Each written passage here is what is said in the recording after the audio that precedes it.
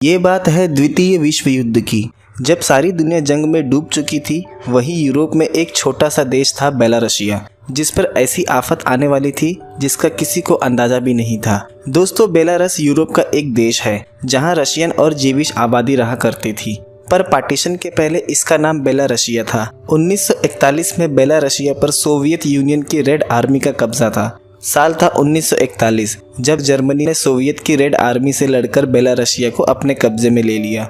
जिन्होंने गुलामी स्वीकार नहीं की, उन्हें मार दिया गया, पर कुछ रशियन सोल्जर्स ने जर्मनी से हाथ मिला लिया। जर्मन सेना ने लगभग 15 लाख जीविश लोगों को मार दिया था, जिसमें बच्चे और महिलाएं भी शामिल थे। उनमें से लगभग 5 लाख जीविश को कंसंट्रेशन कैंप में जिंदा जला दिया गया था और 3 लाख जीविश को स्लेव लेबर कैंप में डाल दिया गया था, जहां उन्हें भूखे पेट दिन रात काम करवाया जाता था। जो काम करने से मना करता, उन्हें वही मार दिया जाता। लगभग 4 सालों तक जर्मनी द्वारा जुल्म का ये सिलसिला चलता रहा। बेलारूसिया को आज़ादी अगस्त 1944 में मिली। तो चलिए फिल्म का एक्सप्लेनेशन शुरू करते हैं। साल 1941, महीना अगस्त। हम देखते हैं जर्मन सेना ने बेलारूसिया पर कब्जा कर चुकी है और वो वहाँ जीविश लोगों को मार रहे हैं। हम देखते हैं जर्मन सेना ने सोवियत रेड आर्मी को भी अपना गुलाम बना लिया है और अब वो जर्मन सेना के इशारे पर काम कर रहे हैं। जो उस विलेज के नौजवान हैं, उन्हें रेड आर्मी अपने साथ लेकर जा रही है ताकि वो उन्हें अपने फायदे के लिए लेबर कैंप में इस्तेमाल कर सके। हम देखते हैं असाइल और जस को, जो छिपकर ये सब देख रहे हैं। असाइल और जस दोनों भाई हैं। दोनों अपने घर की तरफ जाते हैं। दोनों जब अपने घर पहुंचते हैं तो देखते हैं वहां लाशें बिछी हैं।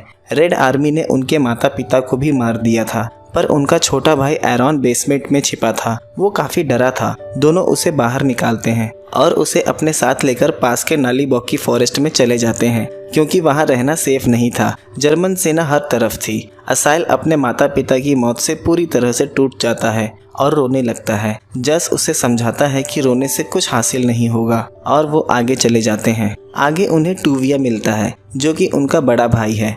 असाइल उसे बताता है कि उन्होंने हमारे माता पिता को मार दिया। इस बात से टूविया इमोशनल हो जाता है और दोनों को गले लगा लेता है। हमें पता चलता है कि टूविया और जस शादीशुदा हैं। टूविया के पूछने पर जस बताता है कि उसकी पत्नी और बेटा हॉरडाइसेस विलेज में हैं। उसने उन्हें एक सेलर में छिपा दिया है और वो उन्हें वापस लाएगा जब सब ठीक हो जाएगा। टूविया बताता है कि उसकी पत्नी रिफ्का नोवोग्रोडोक में है और वो शहर छोड़ने को तैयार नहीं है। जस कहता है, क्या तुम्हारे पास कोई प्लान है? इस पर टूविया कोई जवाब नहीं देता। रात वो वही फॉरेस्ट में बिताते हैं। सुबह एरॉन अकेले जंगल में निकल जाता है। वहाँ वो देखता है काफी जीविश लोग जंगल में अपनी जान बचाकर छिपे हुए हैं। एक शख्स अपनी घायल बेटी को हाथ में उठाए हुए हैं। एरॉन सबको अपने साथ लेकर टूविया के पास आता है। वो शख्स टूविया के सामने अपनी बेटी को रख देता है और उसकी जान बचाने के लिए कहता है, पर वो बताता है कि ये मर चुकी है। वो शख्स रोने लगता है। सबको इस हालत में देख टूविया भी इमोशनल हो जाता है। जस उसे अपने पास बुलाता है और कहता है, हम इन लोगों को अपने साथ नहीं रख सकते। पर टूविया कहता है, मैं कॉस्किक के पास आज ही फूड और पिस्तौल के लिए जाऊंगा। रात टूविया विलेज में कॉस्किक के पास जाता है। वो टूविया को पिस्तौल देता है। तभी वहाँ रेड आर्मी आ जाती है। टूविया बार्न में छिप जाता है। वो देखता है बार्न में और भी जीविश लोग पहले से छिपे हैं, पर वो ऑफिसर उससे पूछताछ करके वहाँ से चला जाता है। कॉस्किक टूविया को बताता है, इन्हीं पुलिस वालों ने तुम्हारे माता पिता को मारा था। टूविया सभी लोगों को अपने साथ लेकर फॉरेस्ट में चला जाता है। उसमें से एक शख्स शिमोन था, जो टूविया का स्कूल टीचर रह चुका है। शिमोन कहता है, मैंने तुम्हारे पेरेंट्स की खबर सुनी और मुझे इस बात का दुख है। टूविया रात उस पुलिस ऑफिसर के घर जाता है जिसने जर्मन के कहने पर उसके माता पिता को मारा था और वो वहाँ उसे शूट कर देता है। उनके दोनों बेटों के विरोध पर वो उन्हें भी मार देता है। ये देख उस ऑफिसर की पत्नी रोने लगती है और उससे कहती है कि वो उसे भी मार दे, पर टूविया ऐसा नहीं कर पाता। इस बात से वो काफी दुखी हो जाता है। दूसरे दिन टूविया विलेज से कुछ और रिफ्यूजीज को फॉरेस्ट में ले आता है। उसमें से एक तमारा थी, टूविया की कजिन, और एक शख्स आइसैक था, जो काफी इंटेलिजेंट था। जस इस बात से टूविया पर नाराज हो जाता है। वो कहता है, हम इतने लोगों का खाना कहाँ से इकट्ठा करेंगे? टूविया कहता है, ये हमारा परिवार है और हमें इनकी देखभाल करनी होगी, और जहाँ तक खाने की बात रही तो हम पानी से सूप बना लेंगे। सब वहाँ शेल्टर बनाना शुरू कर देते हैं क्योंकि सर्दियाँ आने वाली थी। आइसैक इस काम में माहिर नहीं था। उसने कभी कलम के सिवा कुल्हाड़ी को हाथ भी नहीं लगाया था। इस बात पर टूविया हंसने लगता है। आइजैक कहता है मैंने मैगजीन भी पब्लिश की है। तभी वहाँ 2 शख्स आ जाते हैं और सब पर गन पॉइंट कर देते हैं। टूविया के पूछने पर वो बताते हैं हम जीविश हैं और हमें खाने की तलाश है। वो बताता है कि हम हॉरोडाइसिस से हैं। कुछ दिन पहले वहाँ 3000 जीव्स थे, अब सिर्फ 50 बचे हैं। हम किसी तरह से अपनी जान बचाकर आए हैं। हॉरोडाइसिस वही जगह थी जहाँ जस ने अपनी पत्नी और बेटे को सेलर में छिपा कर रखा था। उसके पूछने पर वो बताते हैं कि दोनों को मार दिया गया है। ये सुनते ही जस रोने लगता है और अपना सिर पेड़ पर मारने लगता है। टूविया उसे आकर पकड़ लेता है। जस कहता है माँ, पापा और मेरी पत्नी बेटा सबको मार दिया उन्होंने, हम अब तक क्यों जिंदा हैं। जस को काफी दुख हो रहा था पर वो अपनी पीड़ा को व्यक्त नहीं कर पा रहा था। जस कहता है मैं और अब इस फॉरेस्ट में छिपकर नहीं रहूंगा, मैं अब जर्मन सेना से लड़ूंगा। अब जस के पास खोने को कुछ नहीं था, वो एक बागी बन चुका था। जस उन दोनों को अपने साथ लेकर जर्मन को मारने जाता है। टूविया उसे रोकने की कोशिश करता है पर वो नहीं रुकता। टूविया को डर था कि वो गुस्से में कुछ गलत न कर बैठे, इसीलिए वो भी उसके साथ चला जाता है। रात वो रोड के साइड छिप जाते हैं और जर्मन्स की गाड़ी पर अटैक कर देते हैं। वो गाड़ी में सभी जर्मन सोल्जर को मार देते हैं पर सामने से एक और गाड़ी आ रही थी जिससे वो अनजान थे। सभी वहां से भाग जाते हैं और असाइल के पीछे जर्मन सोल्जर्स लग जाते हैं। सुबह हम देखते हैं सब दुखी बैठे हैं। सबको लगता है कि असाइल को जर्मन्स ने पकड़ लिया है और अब फॉरेस्ट में खाना भी नहीं बचा था। कल रात वो खाने के लिए गए थे पर जर्मन्स की वजह से उनका सारा प्लान फेल हो गया। उसी वक्त वहाँ एक शख्स आया था, उसका नाम बेन था। वो बताता है जर्मन ने विल्ना में भी सभी लोगों को मार दिया है। कुछ लोग वहाँ टूविया के अगेंस्ट आ जाते हैं कि यहाँ खाने को कुछ नहीं है। इससे सेफ वो घीटो में थे। घीटो यहूदी बस्ती को कहा जाता है। टूविया उन्हें समझाता है कि हमें मिलकर काम करना होगा। टूविया और जस कॉस्किक के फार्म पर चले जाते हैं, शायद वहाँ उन्हें कुछ खाना मिल जाए। पर वो देखते हैं कल रात ही जर्मन्स ने कॉस्किक को मार दिया है। उसकी वाइफ बताती है कि असाइल कल रात भागकर यहीं आया था और कॉस्किक ने उसे बार्न में छिपा दिया था। वो असाइल अपने भाई को जिंदा देख काफी खुश होते हैं। उस बार्न में 2 लोग और थे, बेला और खाया। सभी वापस फॉरेस्ट में आ जाते हैं। असाइल खाया को काफी पसंद करने लगा था। टूविया उसे इंसिस्ट करता है कि उसे खाया से जाकर बात करनी चाहिए। दूसरे दिन हम देखते हैं रास्ते से एक शख्स जा रहा था जो एक जीविश है और वो जर्मन्स को दूध सप्लाई करता है। जस उसे दूध के सारे गैलन देने के लिए कहता है पर वो कहता है अगर मैं दूध नहीं ले गया तो जर्मन्स मुझे मार देंगे। जस उससे आधा हिस्सा लेकर चला जाता है। शाम टूविया अकेले बैठा होता है। बेन वहां आता है। वो बताता है कि नोवोग्रोडॉक से अभी कुछ लोग आए हैं। उन्होंने बताया कि तुम्हारी पत्नी को पिछले हफ्ते जर्मन्स ने मार दिया है। इस बात से टूविया काफी दुखी हो जाता है। हम देखते हैं बेला और जस के बीच काफी नजदीकियां बढ़ती जा रही थी। दूसरे दिन वो बूढ़ा मिल्कमैन कुछ रशियन सोल्जर को लेकर वहां आ जाता है। सब भागने लगते हैं। टूविया और सोल्जर्स के बीच काफी मुठभेड़ होती है।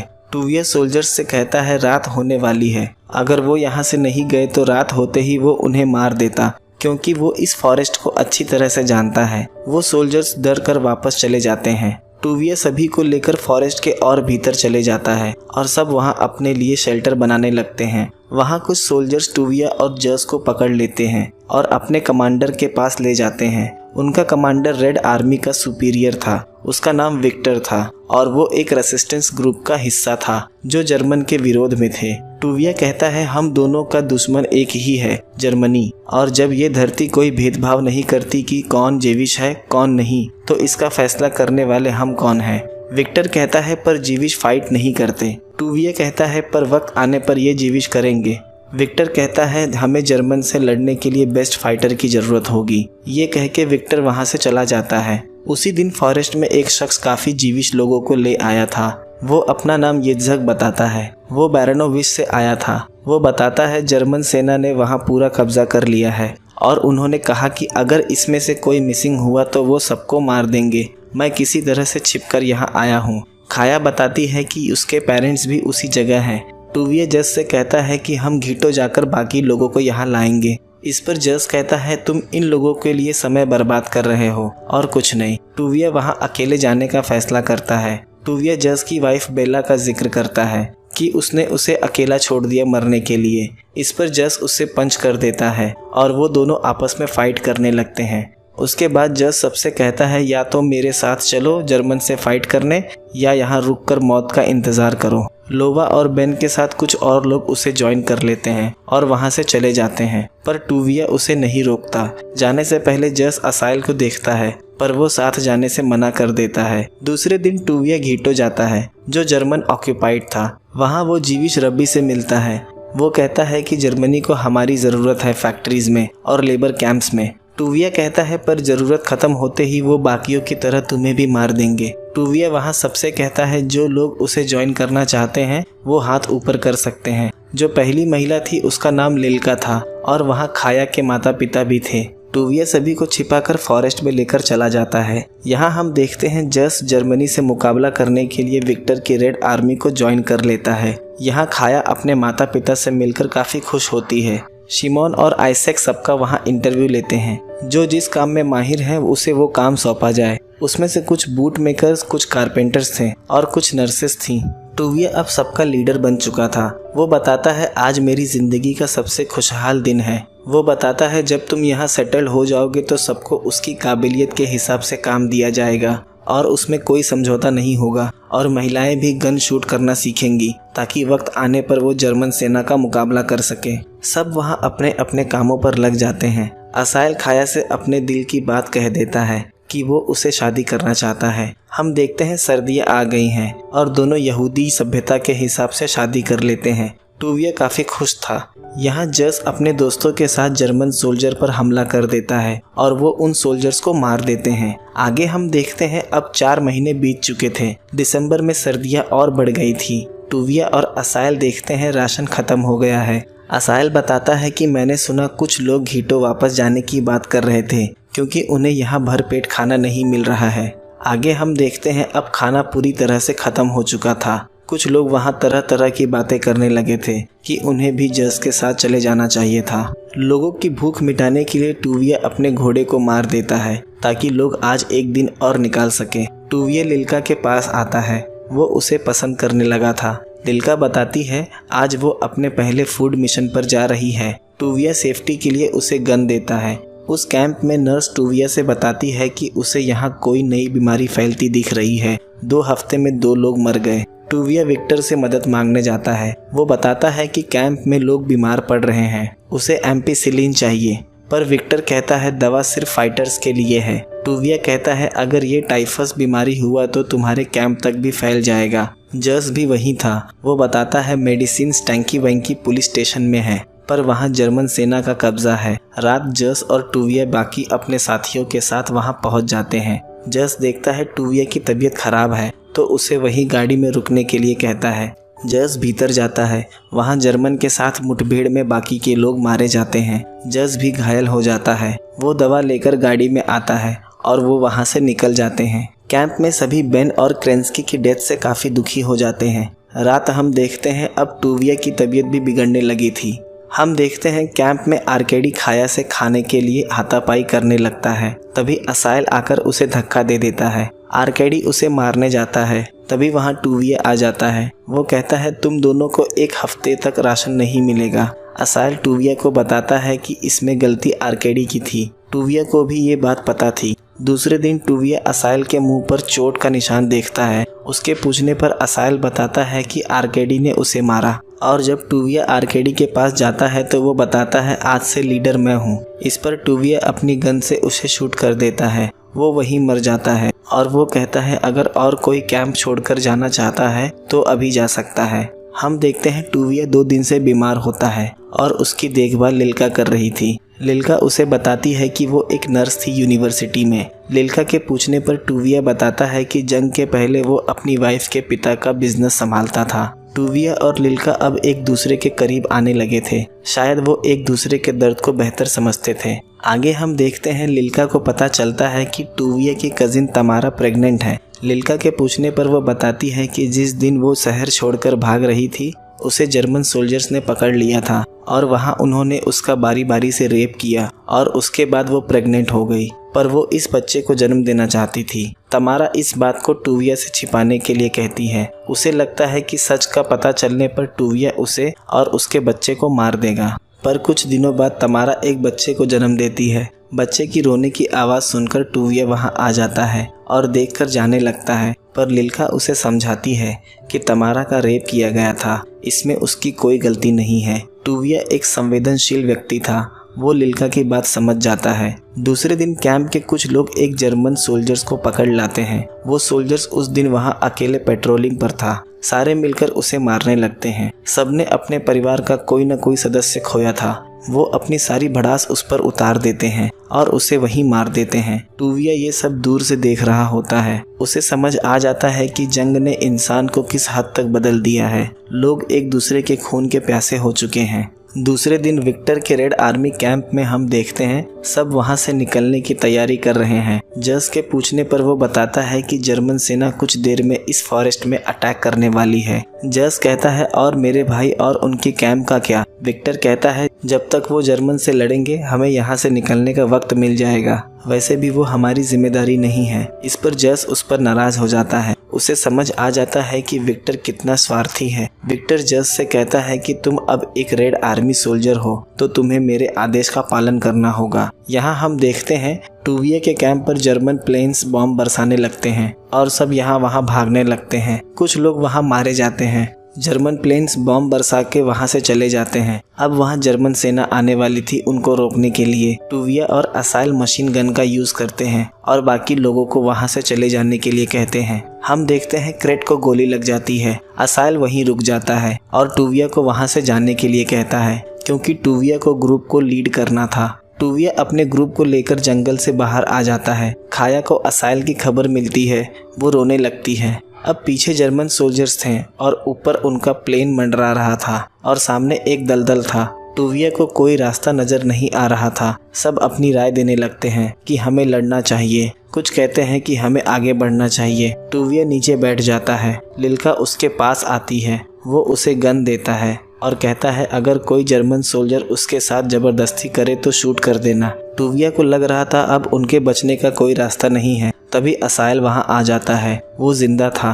वो बताता है जर्मन ट्रूप्स हमारी तरफ बढ़ रहे हैं, हमें आगे बढ़ना होगा। सब कहते हैं उस दलदल को पार करना नामुमकिन है। असाइल कहता है कि हम सबके बेल्ट से एक रस्सी बनाएंगे और सब उसे पकड़ के ये पार कर सकते हैं, इससे कोई स्लिप नहीं होगा। ये सुनकर टूविया को भी हिम्मत आती है और वो असाइल का साथ देता है। सब बेल्ट की रस्सी की मदद से उस दलदल को पार कर लेते हैं। हम देखते हैं टूविया के स्कूल टीचर शिमोन की हालत अब खराब हो रही थी। वो टूविया से कहता है मैंने भगवान में अपना भरोसा खो दिया था, पर भगवान ने ही तुम्हें हम सबको बचाने के लिए यहाँ भेजा है और मैं तुम्हारे जरिए भगवान को धन्यवाद कहना चाहता हूँ। और शिमोन की डेथ हो जाती है। टूविया काफी दुखी हो जाता है। तभी वहाँ जर्मन अपनी टैंक और सोल्जर्स लेकर आ जाते हैं। जिन्हें गन चलाने आती थी वो वहीं रुककर जर्मन्स का मुकाबला करते हैं। टूविया पीछे के रास्ते से जाकर टैंक पर अटैक कर देता है, पर सोल्जर्स उसे देख लेते हैं और उस पर अटैक कर देते हैं। टूविया छिप जाता है। आइजैक टैंक को ब्लास्ट करने उसकी तरफ बॉम्ब लेकर जाता है।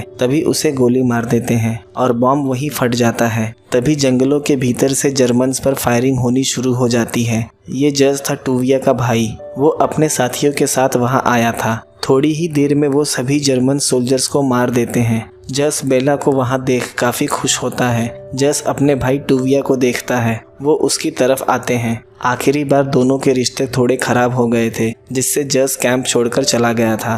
टूविया के पूछने पर वो बताता है कि उसने विक्टर की रेड आर्मी को छोड़ दिया है। टूविया कहता है क्या तुम नया कैंप बनाने में हमारी मदद करोगे? जस कहता है जरूर। टूविया उसे गले लगाता है। ये देख असाइल काफी खुश होता है और फिल्म इसी दृश्य के साथ खत्म हो जाती है। दोस्तों फिर टूविया सभी के साथ फॉरेस्ट में चला जाता है और वहाँ उन लोगों ने लगभग 2 सालों का वक्त बिताया और उस नए कैंप में उन्होंने स्कूल बनाए और हॉस्पिटल्स बनाए।